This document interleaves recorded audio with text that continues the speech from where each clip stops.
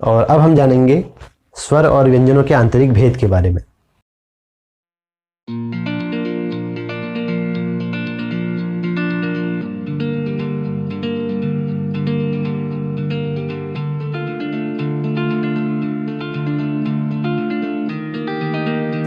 तो स्वर और व्यंजनों के जो आंतरिक भेद हैं उनमें सबसे पहले हम स्वर के आंतरिक भेद के बारे में जानेंगे। स्वर के आंतरिक भेद का मतलब है हमारे यहाँ पर कि स्वर के भी अनेक भाग हैं। जैसे कि उच्चारण स्थान के आधार पर स्वरों के अलग भाग होते हैं, उच्चारण के समय लगने वाले समय के आधार पर स्वर के भेद किए जाते हैं, और रचना के आधार पर भी स्वरों के भेद किए जाते हैं। सबसे पहले उच्चारण स्थान के आधार पर, उच्चारण स्थानों के बारे में भी हमने जाना। तो उच्चारण स्थान के आधार पर स्वरों के 3 भेद किए जाते हैं, उदात्त, अनुदात्त और स्वरित। लौकिक संस्कृत में जो है इस भेद का कोई ज़्यादा महत्व नहीं है, लेकिन वैदिक संस्कृत में उदात्त, अनुदात्त और स्वरित का जो है बहुत ज़्यादा ख्याल रखा जाता था। यहाँ तक कि हमारे जो वेद मिले हैं वो भी स्वरों के साथ मिले हैं। उनमें स्वर, उदात्त, अनुदात्त और स्वरित उनके निशान लगे हुए हैं। जहाँ पर उदात्त का जो निशान होता था वो इस तरह से होता था, उदात्त का कोई निशान नहीं होता था, अनुदात्त का निशान ये होता था इस तरह से, और स्वरित का निशान ये वाला होता था। ये चिन्ह होते थे, इनसे पता चलता था कि इस वर्ण में जो स्वर लगा है उसका वो उदात्त है या अनुदात्त है। और कहा जाता है कि जरा सा भी उदात्त की जगह अनुदात्त हो जाता था तो अर्थ परिवर्तन हो जाता था। तो वहां पर इसका बहुत ज़्यादा ख्याल रखा हुआ है वैदिक मंत्रों में। उदात्त, अनुदात्त, स्वरित है क्या, हम देखते हैं कि जैसे कि हमारा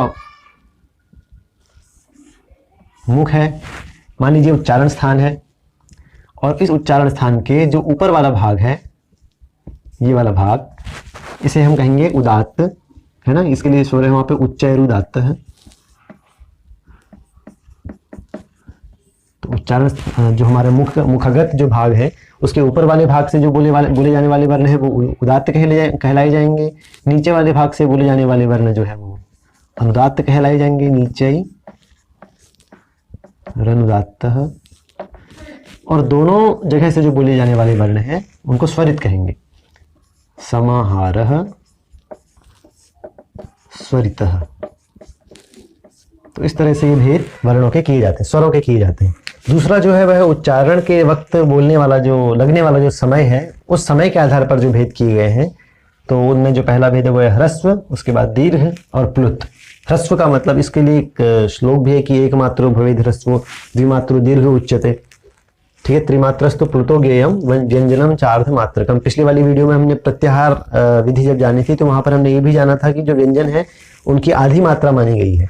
तो जिस भी वर्ण में जिस भी स्वर में एक मात्रा हो उसे ह्रस्व कहेंगे, जैसे कि अ, और जिस स्वर में 2 मात्राएं हो जैसे कि आ, उसे दीर्घ कहेंगे। और प्लुत माने होता है जहां पर 3 या 3 से अधिक मात्राएं हो, जो कि जिसका निशान है ये। आपने अक्सर देखा होगा ओम जब लिखा रहता है तो ऐसे लिखा रहता है, बीच में 3 का निशान होता है, और कई जगह आपने देखा होगा। इसका मतलब ओ जो है ये प्लुत है, इसको देर तक हमें खींचना है ओम करके।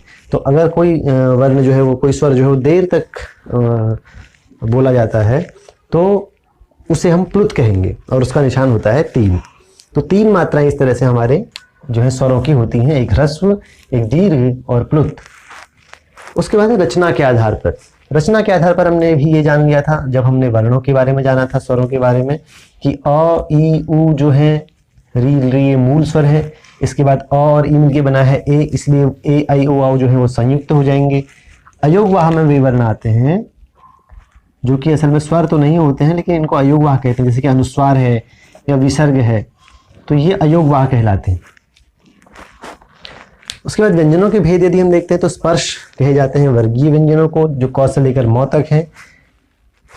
कवर्ग, चवर्ग, टवर्ग, तवर्ग और पवर्ग, ये स्पर्श कहे जाते हैं।